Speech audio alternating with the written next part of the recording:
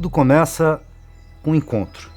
A condição de possibilidade do nosso curso, que é uma intervenção, é colocar as pessoas juntas, fazer com que elas, a partir de alguns temas provocadores, que elas possam conversar com as suas experiências, com seus repertórios nos serviços da rede psicossocial, e a partir daí o curso começa a se desenvolver.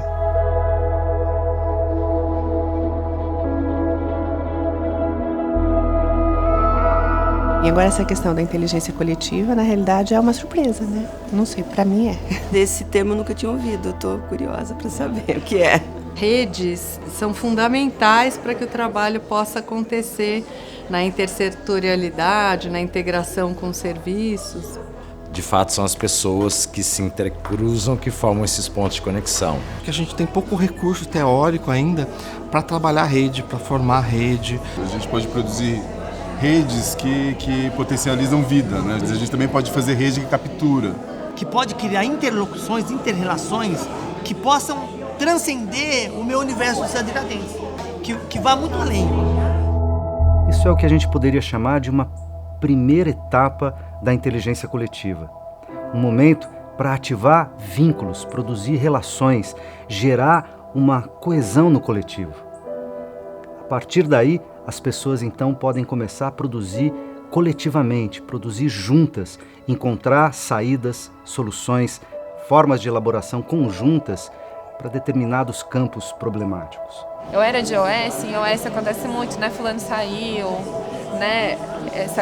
E quando uma pessoa sai, a rede já muda, se desfaz muitas vezes.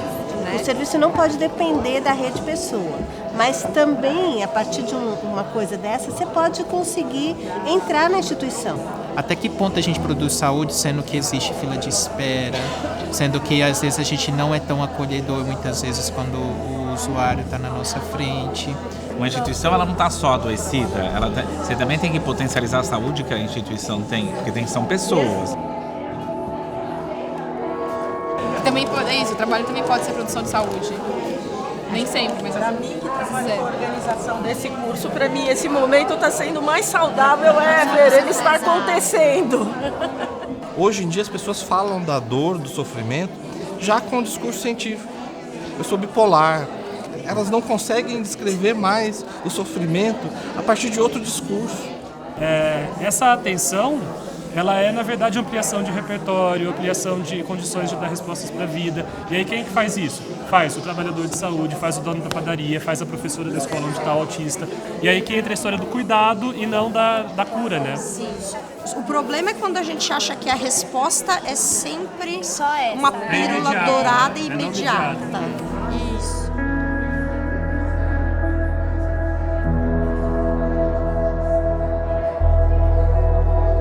Existe já espaço de encontros, de trocas, os fóruns, etc., e o quanto eles não são efetivos. E para que a gente precisa discutir rede? A gente faz rede quando a gente está prescrevendo um medicamento, o médico está prescrevendo um medicamento? A gente faz rede sim, quando a gente trabalha sozinho, né? Porque eu acho que fazer rede é uma concepção de saúde. Acho que a gente é responsável por articulação de pontos em camadas, numa lógica estritamente piramidal, sei lá como chama, sei lá, essas colunas aí de onde está o dinheiro, onde está o poder, onde está o mando, onde está a caneta, onde está... E isso não ajuda a gente a fazer os desenhos que facilite o fluxo e o cuidado com as pessoas que estão em sofrimento batendo nas nossas portas, né? Parece que isso que a rede produz é uma emergência, alguma coisa que emerge dessas interações um tanto quanto caóticas, mas a gente está falando de uma produção coletiva, que se dá a despeito da até eu conseguir dar conta daquele caos. A gente percebe que o tema da rede, primeiro, tem uma convocação ética. Eu acho que tem uma dimensão estética, mas tem uma dimensão política também, né? Eu tenho certeza que todo mundo aqui vive esse momento de uma profunda angústia com o SUS sob ameaça. Por que o SUS está tão ameaçado? Será que isso tem a ver com alguma dimensão de fragilidade dessa rede? Não sei, estou aqui... Às vezes eu tenho a sensação, Ricardo, que assim, todas essas questões políticas que estão acontecendo estão nos afetando, mas a gente não está conseguindo sentir isso ainda, a gente não está conseguindo elaborar. O afetivo não é uma dimensão da rede, né? Eu acho que é a substância dela, que é uma desidentificação com a precariedade da vida dos outros. Para a gente assim, refletir sobre rede, acho que a gente tem que também pensar no conceito de redução de danos, né? Assim, de nós próprios, nessa construção que fazemos, né? Assim, como é que trabalhamos de tal forma que a gente alcance aquilo que o outro deseja.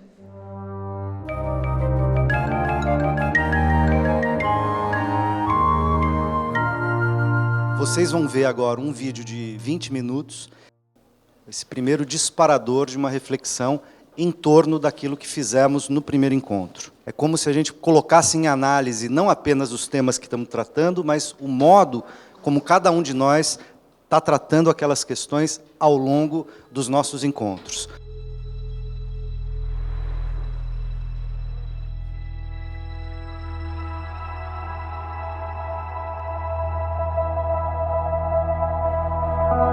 Que efeitos desse trabalho em rede que nós temos produzido? A gente pode produzir redes que potencializam vida, mas a gente também pode fazer rede que captura, né?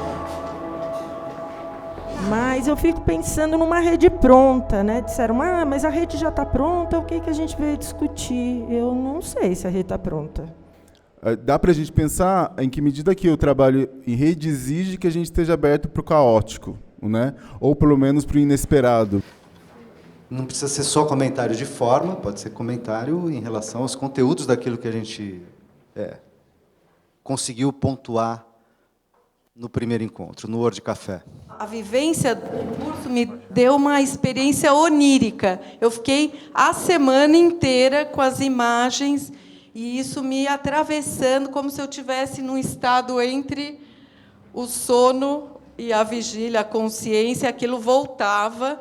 Eu acho isso interessantíssimo e problematiquíssimo, assim, sei lá, perturbador. Eu acho que, às vezes, a gente sabe muito bem o que a gente tem que fazer, né? O que é propor rede, que a gente tem que trabalhar com intersetorialidade e tudo mais, mas o como fazer, a gente engasga. Os vídeos e as fotos trouxeram protagonismo nosso, de cada um de nós, assim, como se tudo que nós falássemos fosse importante.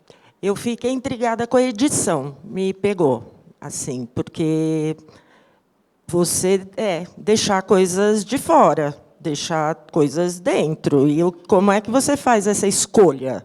Como é que a gente edita as coisas que acontecem, as demandas que acontecem com a gente no cotidiano, para que a gente possa continuar produzindo vídeos, produzindo cenas de vida com as pessoas com quem a gente está junto. Acho que quando a gente escreve num prontuário, ou quando a gente faz um relatório, a gente também faz edição de informações. E a gente também não faz as edições, pelo menos acho que a maioria das pessoas não escreve em prontuário junto com o usuário, fazendo uma edição coletiva. As pessoas possuem vínculos entre si. Esses vínculos podem ser mapeados, de tal forma que, se nós pudéssemos observar o mapa desses vínculos, isso poderia servir como um estímulo, como um incentivo para que essa inteligência coletiva que agora está nascendo nesse grupo possa ser ativada mais eficientemente. Isso é feito a partir de uma ferramenta que serve para mapear os vínculos entre as pessoas nos seus territórios, ok? Mas também transversalmente aqui, entre territórios. Pessoal, então, os exemplos nos grafos que vocês estão vendo são de relações que servem como indicador da posição de cada pessoa na rede desenhada aí pelo coletivo, né? Na verdade, só podemos chamar um grupo de coletivo quando há relações entre seus membros. Essas relações podem ser mapeadas de modo a revelar a rede que as pessoas formam. Algumas pessoas, isso em qualquer mapeamento, estarão na periferia do grafo, o que mostra que, para este coletivo em particular, elas estão sendo pouco ativadas. A gente não pode esquecer que as pessoas participam de muitas outras redes para além de um determinado coletivo. Então, quer dizer, você está na periferia de um grafo num mapeamento, não significa que ela não ocupe a centralidade de outras redes. Mas, por outro lado, alguém que possua uma forte centralidade numa rede provavelmente possui um índice de reputação alta nesse coletivo, mas também pode indicar que ela esteja sobrecarregada em suas funções. Então, veja, o importante é compreender que essa técnica de pesquisa faz o levantamento do olhar do coletivo sobre cada membro de um grupo. Muitos processos de trabalho não são bem encaminhados por esbarrarem em problemas de percepção mútua entre seus membros. A ferramenta de análise de redes ajuda o gestor a ver esses gargalos, mas caberá apenas a ele, em cada caso, decidir sobre a melhor maneira de promover intervenções positivas nas redes de relacionamentos dos seus colaboradores.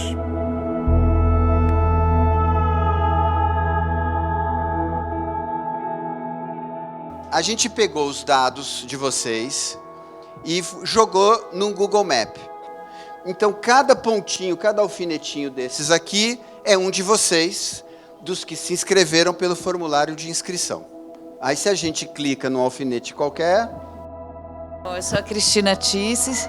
Até março estava trabalhando no CAPS Butantã. Meu nome é Ana Emília, eu sou gerente da UBS Jardim Boa Vista há 8 anos.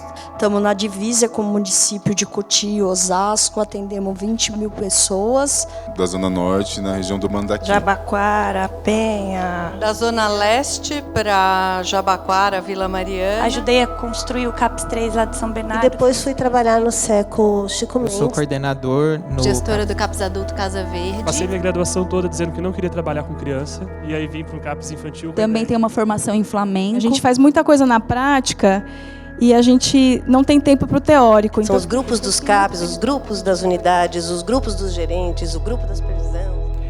No processo do curso, que se preocupa e tem como proposta ativar, identificar etapas da ativação da inteligência coletiva, há também um momento em que é importante parar e refletir uma dimensão em que a inteligência coletiva já está dada e que se expressa fundamentalmente no trabalho, no plano do trabalho. Um trabalho cuja natureza é eminentemente imaterial, de produção de bens imateriais, tais como conhecimento, saber, relação, comunicação, afetos. E esse trabalho é fundamentalmente inteligência coletiva que produz saúde.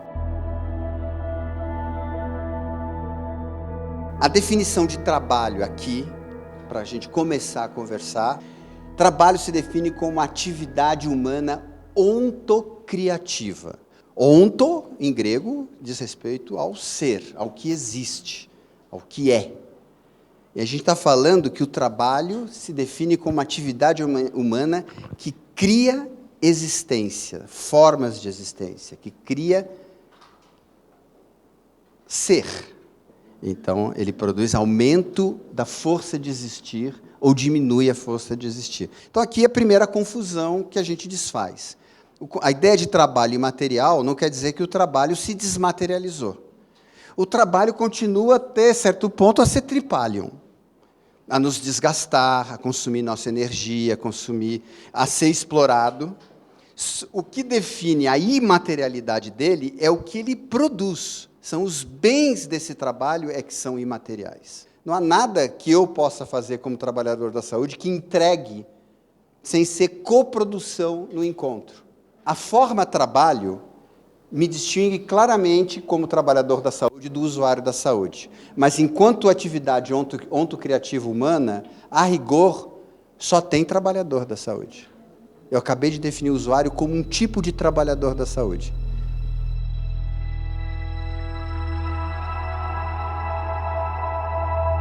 Cada indivíduo é um grau de potência nessa natureza absolutamente infinita.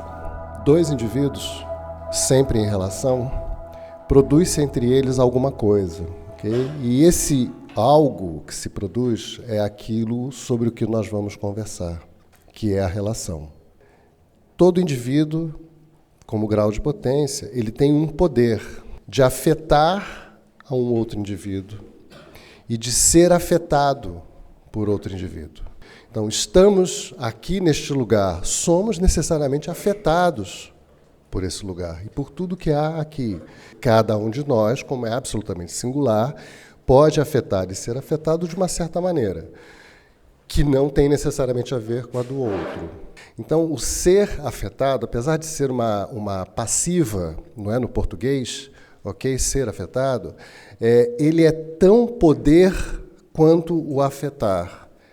Então, é uma potência ser afetado. Então, tudo na natureza que se compõe conosco promove um sentimento de alegria. Essa alegria é um índice de que o seu corpo, a sua potência, está em expansão. Então, os indivíduos da natureza, esses encontros, eles promovem tanto composição ou podem promover decomposição. Decomposição significa que vai afetar a sua potência, o seu grau de potência. E que isso significaria uma diminuição da sua potência. Okay? E como sintoma na mente, o sentimento que emerge é o de tristeza. Grau de potência parece uma coisa um pouco estática, ok? E o Spinoza acrescenta a essa definição um elemento dinâmico, que é todo ser significa, nessa natureza, um esforço em perseverar na existência. Ok? E esse esforço em perseverar na existência é a chave para a gente entender os processos de composição e de decomposição. O perigo de você julgar algo em si bom ou ruim está no simples fato de você determinar que aquilo tem que ser bom para todo mundo, então. Porque, obviamente, se algo é bom em si, tem que ser bom para todo mundo. O que pode um indivíduo? A pergunta que o Spinoza faz. Mas o que pode, nesse sentido, de que encontros sou capaz? Daquilo que você for capaz, é você. Não adianta sonhar que você é outra coisa. Não adianta imaginar o mundo que for. Você é o encontro, o resultado dos encontros, que são as trilhas que se construíram no seu corpo e que disparam os processos do seu pensamento. A inteligência não é uma exclusividade dos humanos. A gente sabe, nos animais, nos insetos, que há comportamentos inteligentes. Um formigueiro, por exemplo, que ali há comportamentos inteligentes. A inteligência humana não apenas resolve problemas, como ela afeta, como essas ações afetam aqueles que participam da ação e os altera. Isso produz modulações naquilo que eu sou, me modifica. Ao modificar cada um dos elementos que participaram daquela ação inteligente, faz com que a próxima ação não seja mais igual à imediatamente anterior, o que não acontece com as formigas. Dito isso, eu poderia dizer, e o coletivo? Se a inteligência, numa primeira dimensão, a gente pode falar dela sim, da inteligência humana, aonde ela é coletiva? E o que é o coletivo? O que a gente está evocando como coletivo é, na verdade, as relações entre os elementos heterogêneos de um processo. Isso produz um coletivo. Ela está, de certa maneira, quase numa condição de sinônimo aqui, de igualdade com a produção do comum. Porque a inteligência coletiva é, no fundo, o efeito dos encontros como ampliação da nossa capacidade de inteligir, mas também de inventar a nós mesmos e ao mundo. Juro, não consegui pensar muito como é que poderia se estabelecer a alegria ou a tristeza, pensando que quando a gente tem uma relação de uma expropriação, né, em que uma parte expropria a outra, então que, digamos, para um lado, né, ela funciona de um jeito inverso, ou se é isso mesmo. Fiquei assim um pouco pensando nessa relação, porque acho que tem a ver com o nosso trabalho também. E talvez uma dificuldade que eu vejo nessas relações entre rede, principalmente entre serviço a longo prazo, é você não rotular uma relação como boa ou ruim, e a partir do momento que ela é boa, eu me aproximo, a partir do momento que ela é ruim, eu me afasto. Como é muito complexo, ao longo do tempo, todas as relações vão ter momentos negativos, que eu acabo que eu vou ter que relevar para manter essa relação viva. Eu estou com dificuldade de lidar com essa intensidade, né, das coisas que estão acontecendo aqui nesse encontro de hoje. Esse momento, para mim, foi como assim, me fortaleceu. A primeira coisa é o endereço, né? redehumanizações.net. A RHS é feito de posts. É um grande blog comunitário, como ela falou. Ela convida a um modo de encontro com uma certa qualidade, a gente diz, né? A gente chama de um ethos comunicacional. Ela é uma política de gestão discursiva. O que a gente pode dizer disso? Que é um cuidado de tentar, e esses editores cuidadores são muito responsáveis por isso, promover um campo do acolhimento. Ou seja, o cuidado suficiente para que as pessoas possam se expor, se experimentar, ir e voltar nos seus lugares, nas suas opiniões, sem fazer uma foto única e taxativa e muito radical nesse exercício, né? Então tem um pouquinho de espaço assim para você falar, e se for isso? E se eu falar aquilo? E se eu pensar por aqui? Aí eu posso voltar atrás? Posso ir mais para frente? Ter algum conforto. Para vocês se cadastrarem, vocês têm que dar um nome de usuário, um nome de login, o nome de vocês e um e-mail válido. Só precisa isso.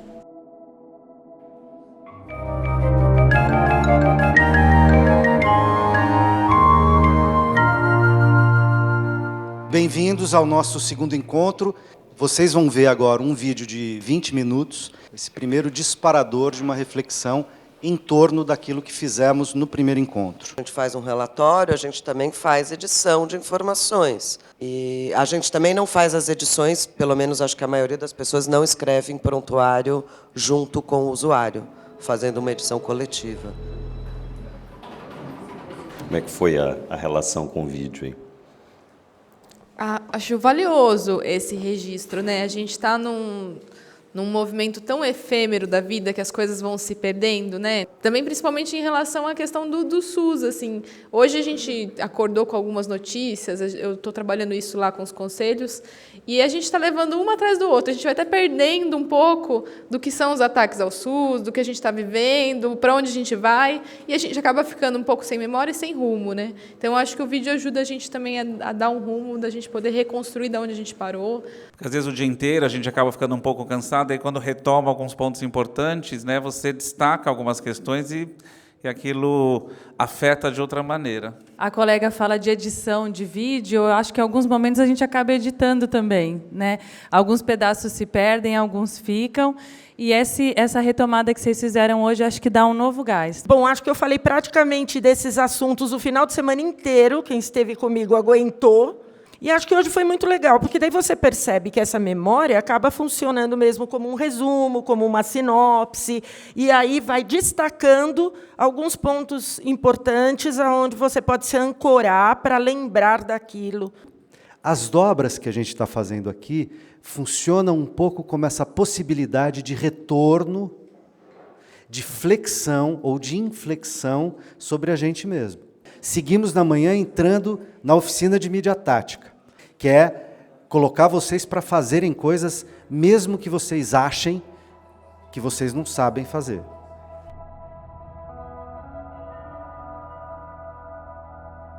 O que nós vamos viver nesses dois encontros hoje e no próximo é uma aventura.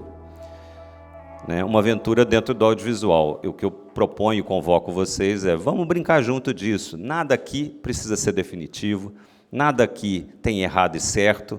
Simplesmente a gente vai lá, vai filmar umas coisas, vai ver como é que elas funcionam, como é que elas não funcionam. A gente vai gravar agora de manhã e a gente vai editar esse vídeo juntos à tarde. Quem vai no grupo da Paula, grupo da Ana, e ali está o grupo do Antônio já, é isso? Eu gostei da ideia da feira. Você pode pensar naquele trabalhador também. Acho que o metrô também é um outro local. Eu consegui imaginar os lugares, mas o que a gente está seguindo? Não dá para ser numa narrativa muito explicativa, metafórica, porque são 2 minutos entre o belo, o estragado. Saúde é o estragado, saúde é o... Vamos fazer a listinha, então.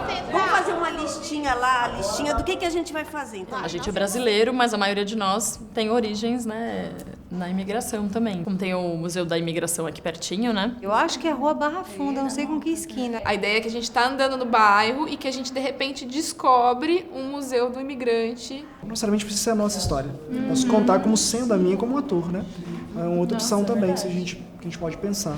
Vai ser lá na feira mesmo, mas não marcamos nada específico.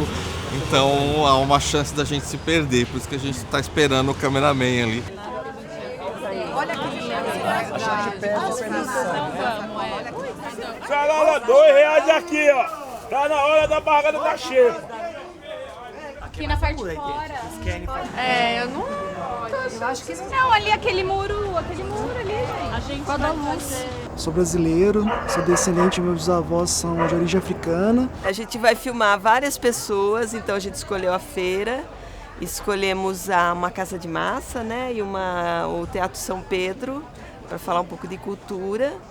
Então tentando pegar toda essa diversidade de pessoas e perguntar o que é saúde para você.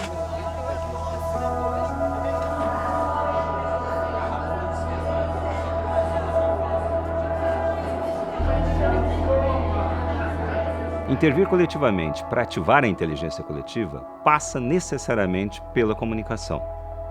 E não é uma comunicação pensada pela ideia de publicização de uma ideia, de um conceito, de uma mensagem. A comunicação da qual nós nos referimos é a comunicação para a produção do comum. Está aí o motivo das oficinas de mediatática nesse grupo. Uma forma da gente ampliar as potências narrativas e de expressão na saúde. Onde quer ser você? Onde é meu?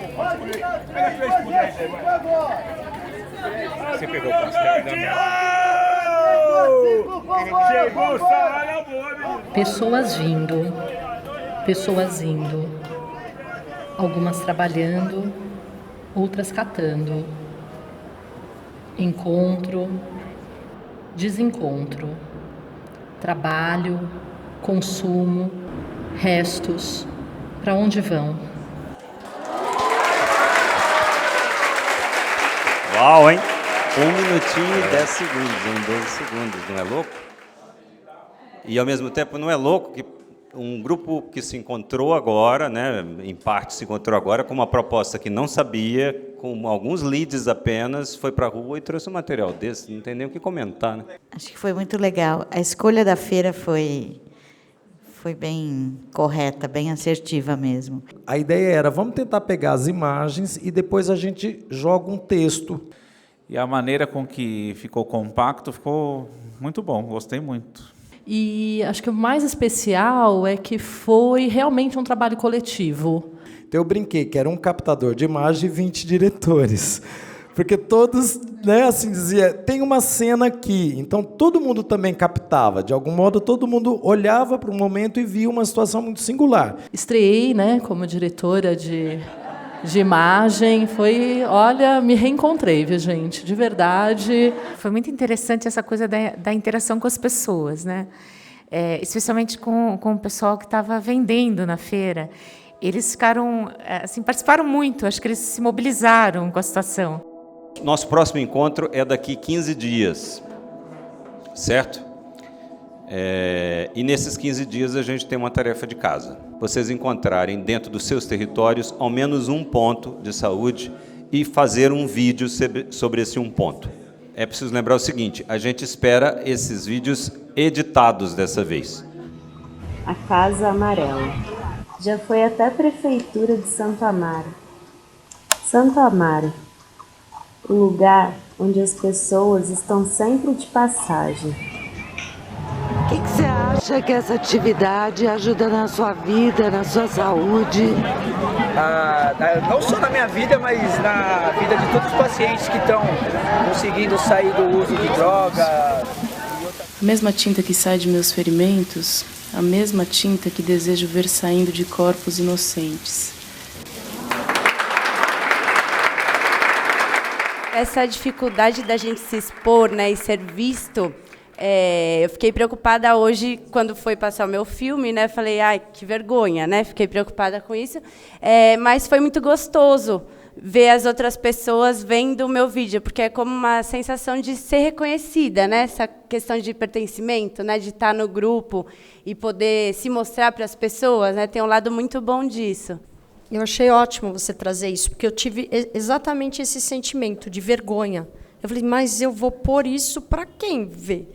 E a responsabilidade das imagens que eu estou trazendo, que vão ser vistas. Então, o meu primeiro momento foi colocar privado lá no YouTube. Eu vou pôr privado, ninguém vai ver. Aí eu consegui colocar para o grupo.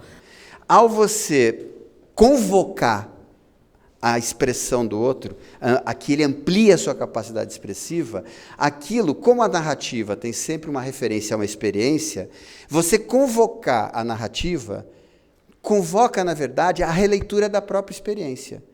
Aí a pessoa começa a perceber, no que ela relatou, dimensões que ela mesma não percebia.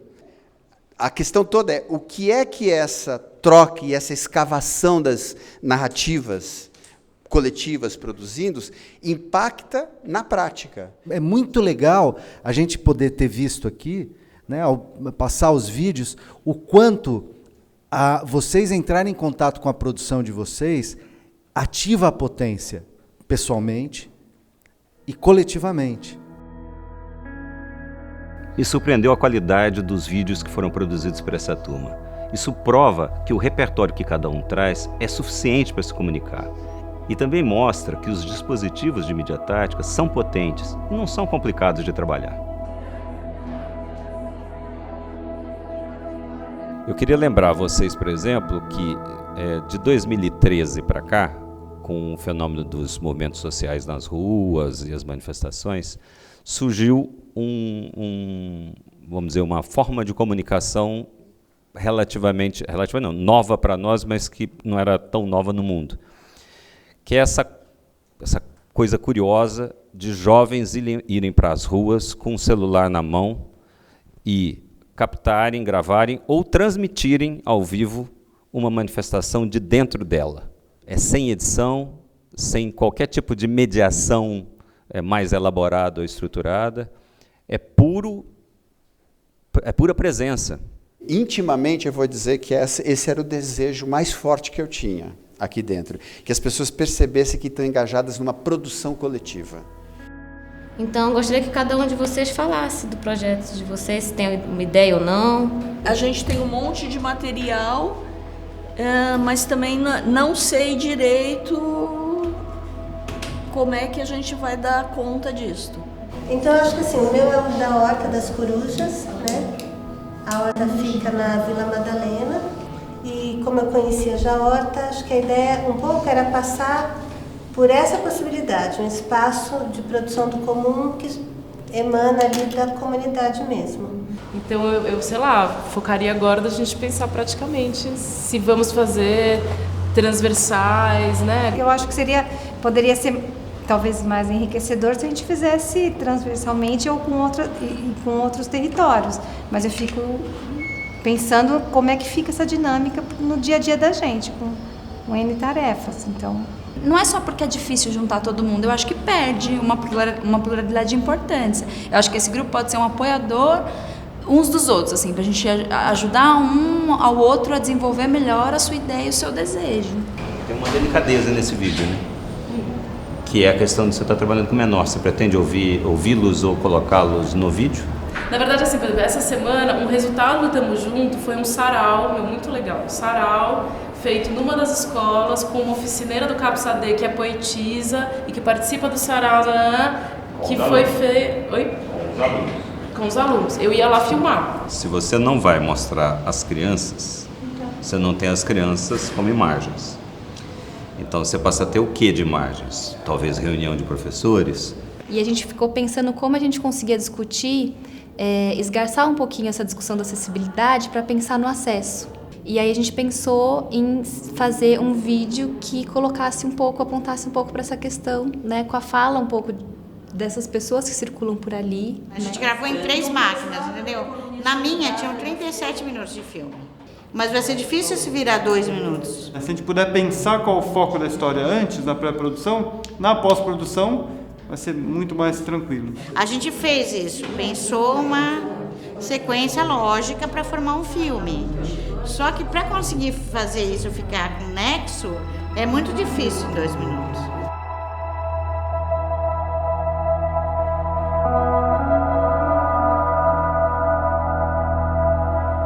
A minha questão é assim, como é que a gente sustenta uma rede quente?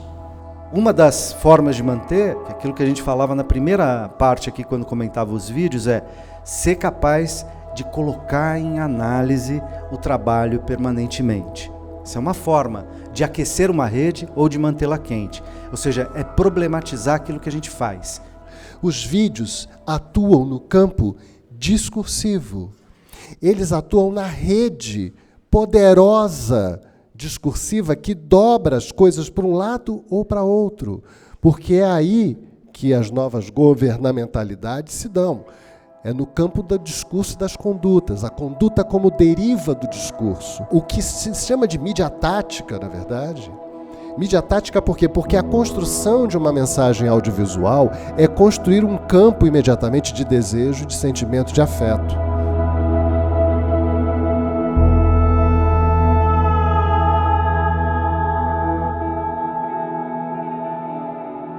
A gente produziu um monte de coisas nesse curso. O grande desafio é o que fazer com isso. Na verdade, o nosso desejo é que isso se torne público, seja publicizado, entre na prosa do mundo, porque essa produção é da melhor qualidade. Agora, como fazer num espaço hipersaturado de informações, das redes sociais, da web, como fazer para filtrar essas informações? O Ricardo, né, o Rogério, quando fizeram esse convite, né, eles me provocaram a pensar junto com eles e com vocês a questão da cartografia. Aquilo que, de alguma maneira, está muito concentrado, né, no domínio dos conhecimentos de exatas, de computação, etc., mas pensar isso, de que maneira isso pode empoderar coletivos a se verem, de que maneira as pessoas podem criar linguagem. Então, de alguma maneira, cabe a nós subverter essa linguagem também, né? E se apropriar da linguagem dos números, da linguagem dos códigos, para que a gente possa produzir as nossas próprias narrativas. Quando a gente fala a palavra cartografia, a gente muitas vezes se remete ao mapa territorial. Nós temos um outro jeito de olhar para a internet, né? Nós temos um jeito de olhar para isso que um amigo meu uma vez chamou de cultura de bactérias, mas que é um mapa de relacionamentos. Então, são pessoas conectadas com pessoas. Imagens desse tipo são fundamentais para estruturar toda e qualquer experiência de navegação que vocês tenham na internet. Então, se você entra no Google, se você acessa o Facebook, se você usa o WhatsApp, se você tem o Messenger, todos esses serviços, né, que são feitos por empresas privadas, usam esse tipo de estratégia para estruturar a maneira como a informação circula. Então, conhecer um pouquinho disso dá para a gente a perspectiva de entrar nisso de uma outra maneira. Então, entender como é que eu posso navegar nisso, entender como eu posso usar um mecanismo de busca do tipo Google para poder navegar nesses gráficos de uma forma um pouco mais interessante, é o desafio que eu estou propondo para vocês aqui. De que maneira eu uso aquele mapa ali para produzir comum, para encontrar pessoas, para me relacionar com elas. E para disso produzir estratégias que pode ser de tudo. Desde vender produtos em rede, até produzir política pública, até realizar uma ação ativista, até pensar novas formas de relação no mundo em que vivemos em 2016.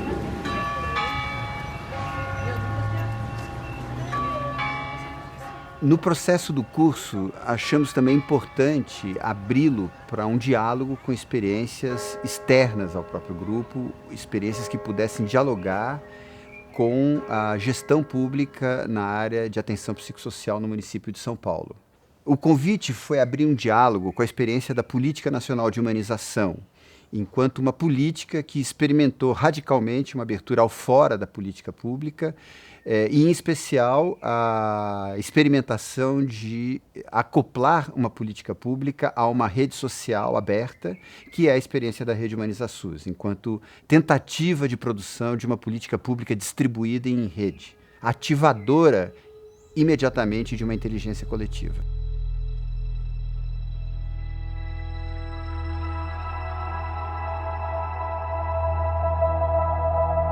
Qual seria, então, a missão política da Política Nacional de Humanização dentro da esfera governamental? Ela tem que ser, manter ativa a capacidade de se tornar um movimento instituinte no SUS. Ela é uma política de Estado, né? Inscrita formalmente no aparelho do Estado, e para nós é absolutamente fundamental essa dimensão, né? Acho que a gente não se dá por conta, e devemos enfrentar esse debate, se é que houverá, né, na sequência, de que a inscrição da saúde como um direito constitucional, ele é um patrimônio da sociedade brasileira, e que nos dá a perspectiva de atuar, né, inclusive de forçar as instituições, dizendo que a saúde é um direito das pessoas, né? E nós não queremos necessariamente nos desfazer das instituições, né? Nós queremos colocá-las em análise, inclusive, né, para colocá-las em crise e produzir novas instituições que sejam mais capazes de satisfazer necessidades que trouxemos a elas. Eu acho que essas experiências elas mostram, né, o quanto que a gente, no cotidiano do trabalho, se apaga em termos de potência, de conexão, né? O quanto que a gente se identifica com os nossos governantes, né? E nos anulamos em termos de possibilidade de formação de comunidades, né? Vou mostrar para vocês duas coisas que eu acho que ajudam a dar a dimensão, que foi o concurso e uma galeria. Então aqui você tem todos os vídeos que estão no YouTube que foram enviados para a política.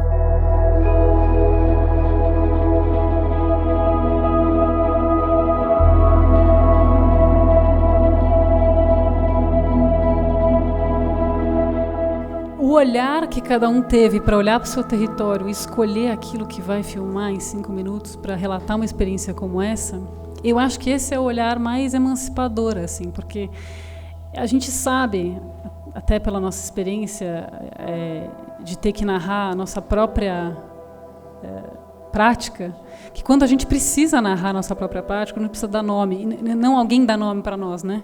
Mas que a gente precisa narrá-la, é uma experiência emancipadora, porque aí você se dá conta de algo que, enquanto aluno ou aquele que escuta o que alguém narra, você não consegue ter a dimensão, né? E as redes sociais, apesar do momento que a gente está, acho que são só o começo de políticas que não dá para conter, a gente vai ter que lidar, né, de produção de narrativas.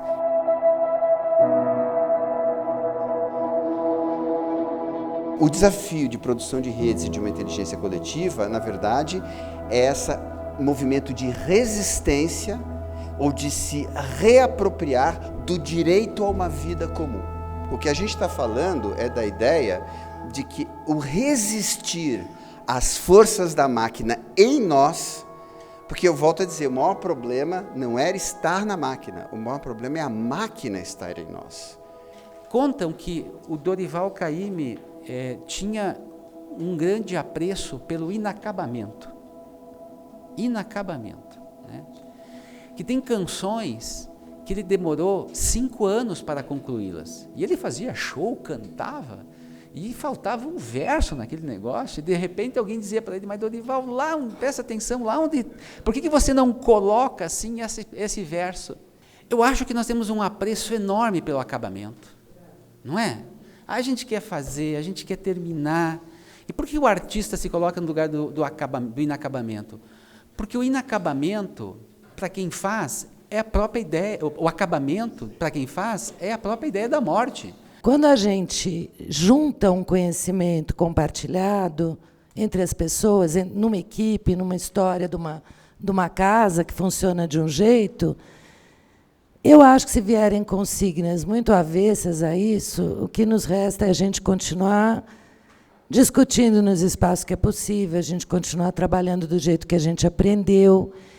Aquele lugar institucional que é do gerente, do coordenador, né, da chefia, é um lugar meio.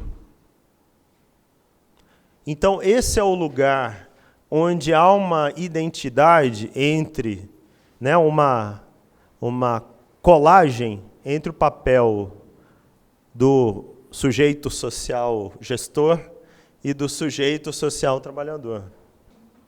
Então, quando eu acredito na gestão, eu arrebento a minha equipe. Quando eu não acredito na gestão, eu me alio à minha equipe e viro mais uma corporação a resistir.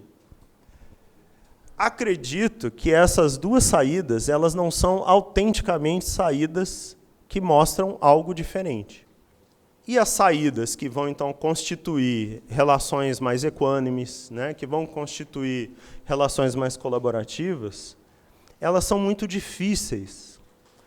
O mais interessante, eu acho, é perceber que é o espaço de autogoverno que alguém tem quando atende uma pessoa. A descoberta desse espaço, também no âmbito da gestão, né, que, então, abre um espaço para se criar outras estratégias.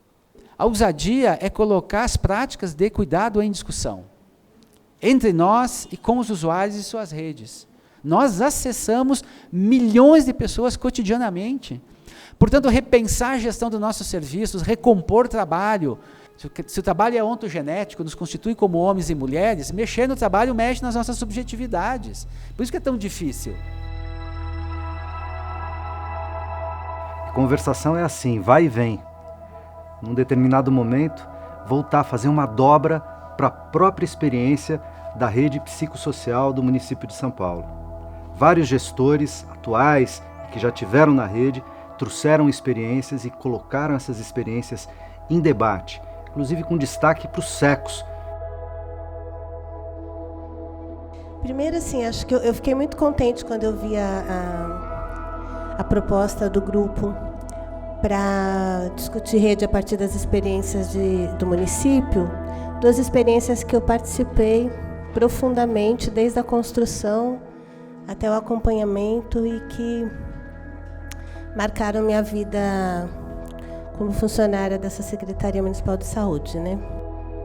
Embora a gente saiba que é muito importante que tenham diretrizes, que tenham políticas, que tenham programas, a implementação do que está prescrito, né, que a gente pode pensar numa dimensão aí técnico-assistencial, ela vai depender muito da atividade criativa dos sujeitos envolvidos.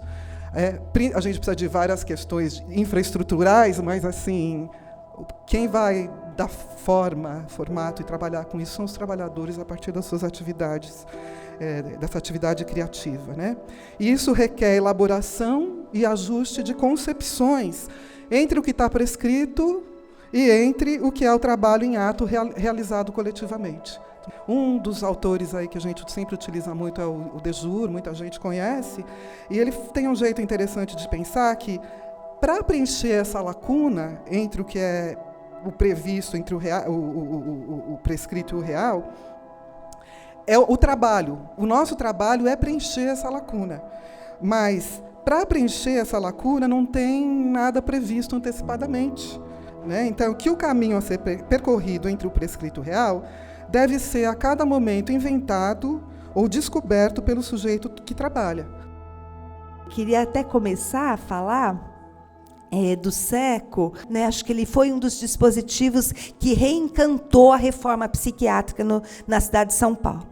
Eu acho que a dimensão dessa reinvenção foi pensar o SECO não como um serviço, né, um serviço de onde emana tudo e para onde vem tudo, e pensar o SECO como um dispositivo, né, pensar o SECO como uma estratégia que podia estar em qualquer lugar.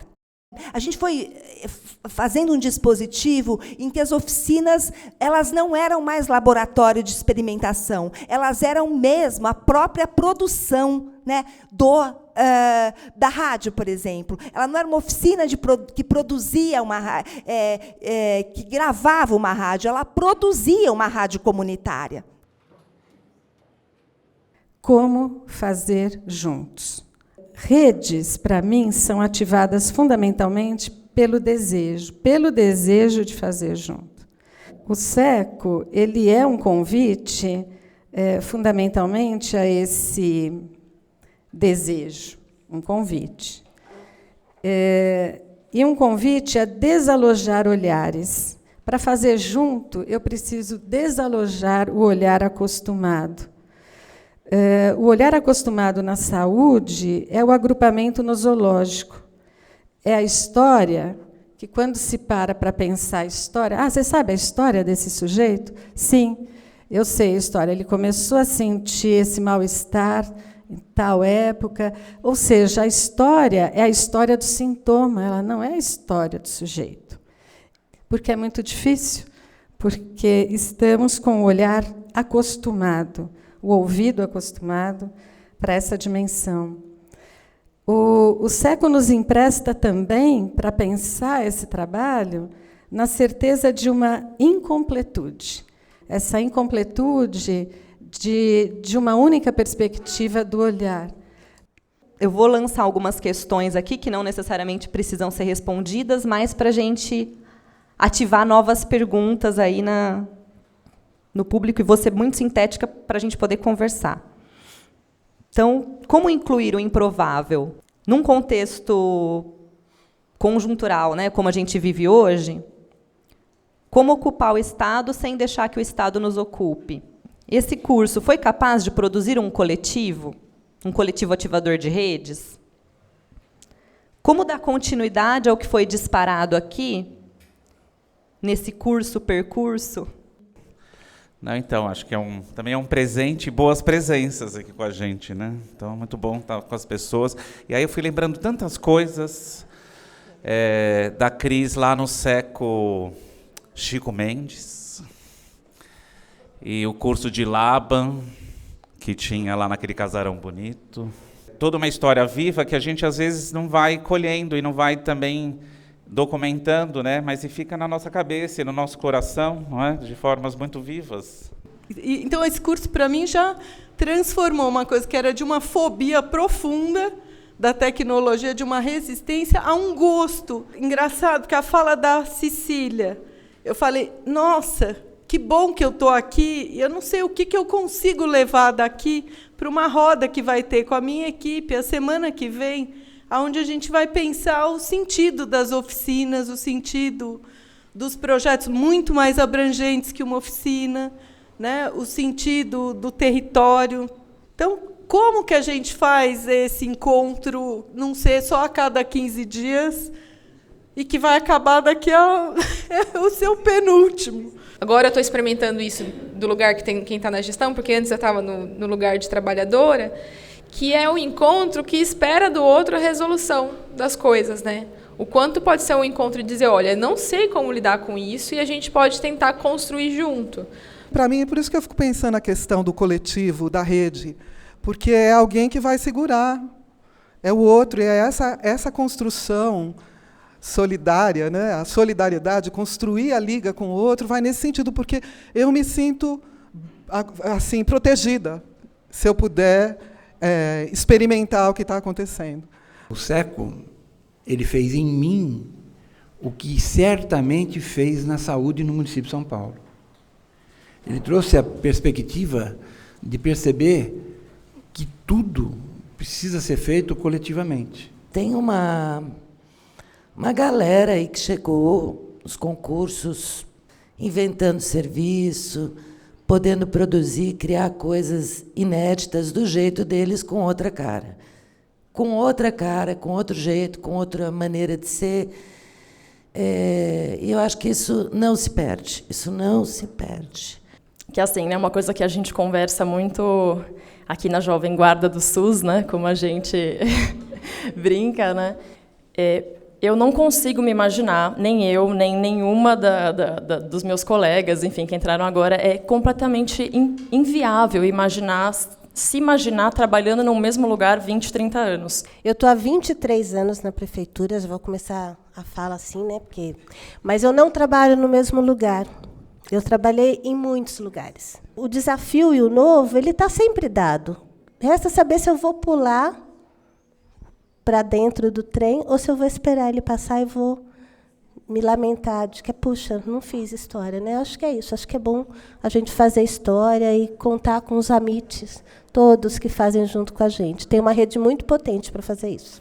Eu queria convocar a Ecléa Bose aqui, nesse momento, Memória e Sociedade, para dizer que, na maior parte das vezes, lembrar não é reviver, mas refazer, reconstruir, repensar, com imagens e ideias de hoje, as experiências do passado. A memória não é sonho, ela é trabalho. Se assim é, deve-se duvidar da sobrevivência do passado tal como foi, e que se daria no inconsciente de cada sujeito. A lembrança é uma imagem construída pelos materiais que estão agora à nossa disposição. E aí, acho que só como uma questão que eu fico, acho que a produção dos vídeos aqui desse curso foi muito interessante, eu pessoalmente me envolvi muito, e eu fico me perguntando como seguir, de alguma forma, né? Como seguir, acho que o dispositivo do vídeo tem uma potência muito específica e grande, né, que às vezes uma reunião de rede não dá conta, acho que a gente faz muita reunião, né, e agora a gente está fascinado por um dispositivo que pode falar com outros sem ser presencialmente, que pode comunicar, afetar, tal. Então eu fico assim me perguntando como manter, né, essa disposição pela vida, aí, né, pelas elaborações e tal. Então eu queria encerrar aqui com uma fala que eu ouvi do Ricardo no Word Café que eu assisti de vocês, que eu acho que, para mim, o que ficou muito forte hoje é que a dimensão potente da ativação de redes, ela consiste em a gente considerar isso que apareceu nas falas de muitos nós aqui, que é o plano afetivo da constituição da rede, não como uma dimensão da rede, mas como a sua substância, né? As muitas vozes que a gente ouviu aqui de manhã tornaram a manhã absolutamente plena. A nossa palavra é dispensável. Obrigado.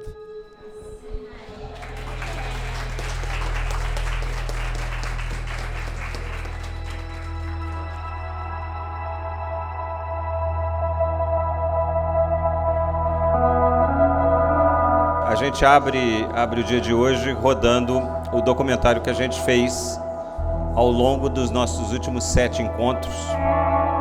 Tudo começa com um encontro.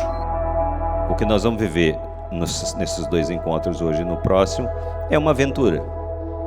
Eu gostei da ideia da feira. Você pode pensar naquele trabalhador também. Acho que o metrô também é um outro local.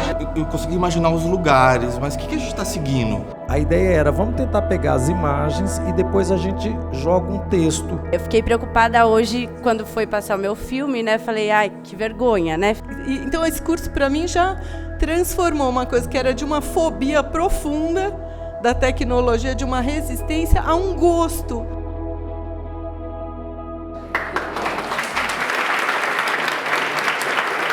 Cris, não foi brincadeira o que você fez nesses 4 anos. Me fez muito sentido a primeira fala do objetivo do curso, né? E de como ele realmente foi alcançado na medida em que a gente foi protagonista, junto com vocês, de tudo. Tem uma boa representação aqui, né, da cidade de São Paulo, então me senti que a cidade ficou um pouco menor, mas o mundo ficou muito maior, assim, né? Tem 2 frases que, para mim, foram ditas por vocês e que faz todo o sentido na prática do curso. Uma é que nós somos resultados dos nossos encontros. E a outra é vendo a prática da equipe de vocês, que é a rede Se Tece com Afeto. Olhando a cada um enquanto o vídeo passava, era uma coisa muito bacana. Eu fiquei tentando dar uma filmadinha. Eu me senti muito fortalecida. Mas eu acho que também que a gente devia construir alguma coisa que desse também para quem não participou do curso a dimensão do que ele foi.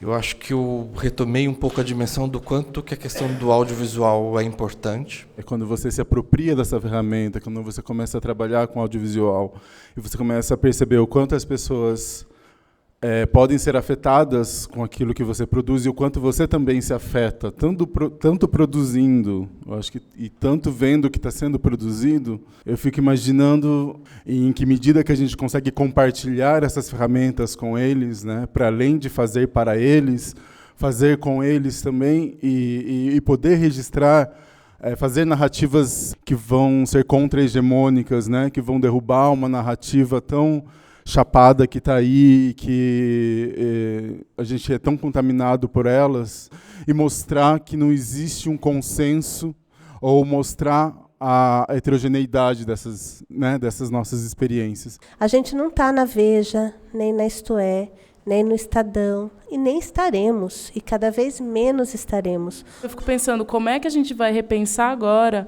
a nossa ocupação por fora desse trabalho, né, dito formal, ou das nossas funções, né? Porque a gente pode se apropriar desses recursos que não são propriamente da nossa área e para os quais a gente não está exatamente formado tecnicamente e fazer coisas incrivelmente lindas com isso nos lugares que a gente ocupa, né? Então, acho que isso me renovou a importância da gente começar a produzir coisas que cheguem nas pessoas que não estão só na saúde pública. Para mim, assim, é a oportunidade da gente se ver, da gente se falar, da gente contar histórias, da gente brincar, da gente trocar o trabalho.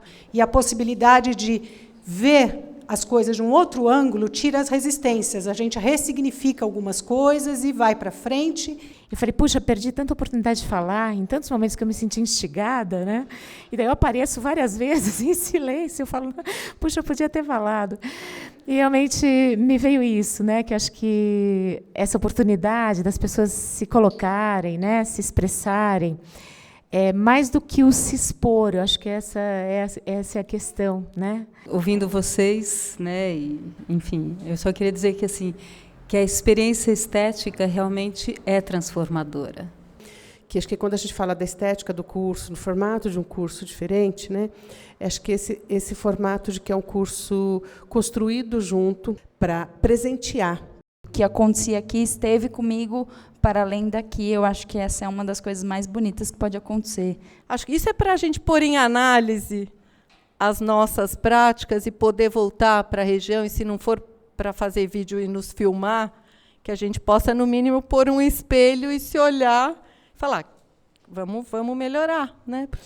O audiovisual faz para a gente um pouco esse papel do espelho, ou um pouco esse papel de devolver a vocês um pouco do que vocês experimentaram e poder produzir aqui nessa hora que a gente está, esse papo.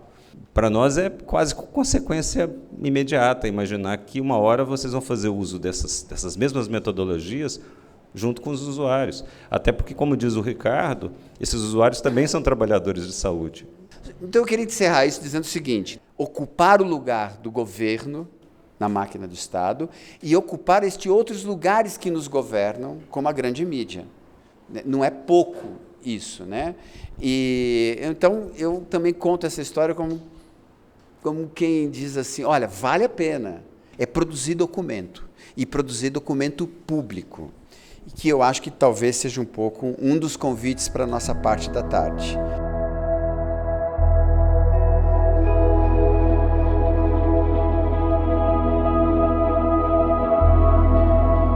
O quanto vocês, enquanto grupo e individualmente também, né, porque tem questões aí que passam pelo individual, estão tranquilos e tranquilas no sentido de a gente publicizar, da gente abrir.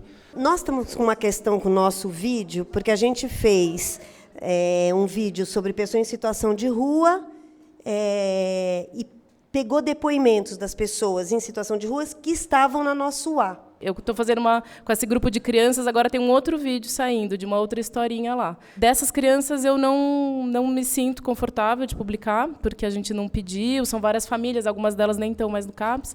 Eu tenho a impressão, como você estava dizendo, Cris, que podem ser muitos os arranjos, como é na vida.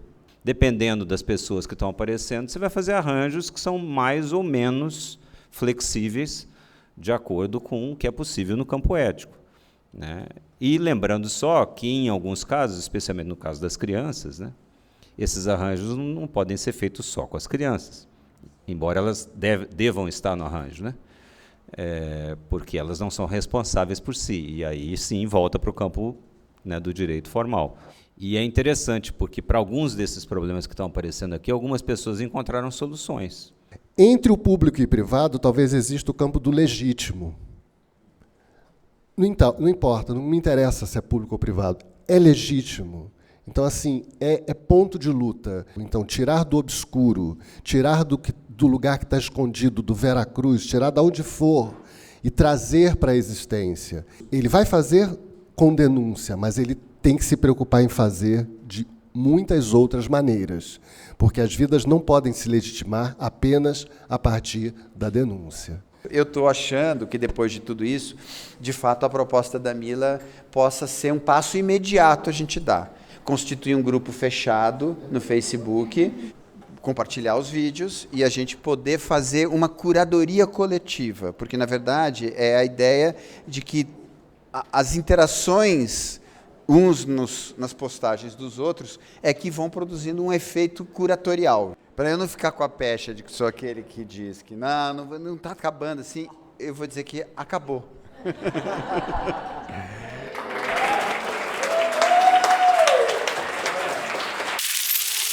Mas também eu gostaria de lembrar a fala do Dário, citando Dorival Caymmi, do inacabamento. Ficar no inacabamento. A inteligência é coletiva porque agencia saberes, conhecimentos, práticas, formas de vida, políticas de existência, configurando redes de elementos heterogêneos, nas quais estamos envolvidos e ajudamos a fazer ou manter. Certas redes ampliam a alegria, essa nossa potência para afetar e ser afetado pelo outro, para agir no mundo e trabalhar pela produção do comum, do bem comum. Em nosso caso, da saúde como bem comum. Mas, claro, a gente também está sujeito a afetos tristes, aqueles que diminuem a potência da ação coletiva, da abertura à alteridade, ao outro. Afetos tristes que, entre outras coisas, impedem de ver que a liberdade é mais uma atitude em relação ao outro. Liberar-se de preconceitos, de julgamentos, de supostas verdades estáveis. Liberar-se para acolher o outro, as muitas diferenças que ele implica. Nesse sentido, a liberdade é desejo pela diferença, pelo que faz diferença. Aposta ético-política em defesa da vida.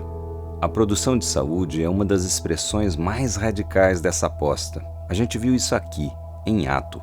Elaboração de muitas narrativas em mídia tática, que identificaram pontos de produção de saúde mental na cidade de São Paulo. E os traduziram, interpretaram, fizeram deles comunicação, o que permite colocá-los em análise, aprender com eles, compartilhar com muito mais gente. E isso tudo apesar de dificuldades, eventuais precariedades e da variável correlação de forças que sempre está presente na vida institucional. A inteligência que a gente constrói juntos encontra caminhos para superar obstáculos e seguir em movimento, no exercício da liberdade de oferecer-se a outras relações, nas equipes, nos serviços, entre os territórios de saúde, na web, nas redes sociais. Esse é o movimento que, agora, segue com vocês.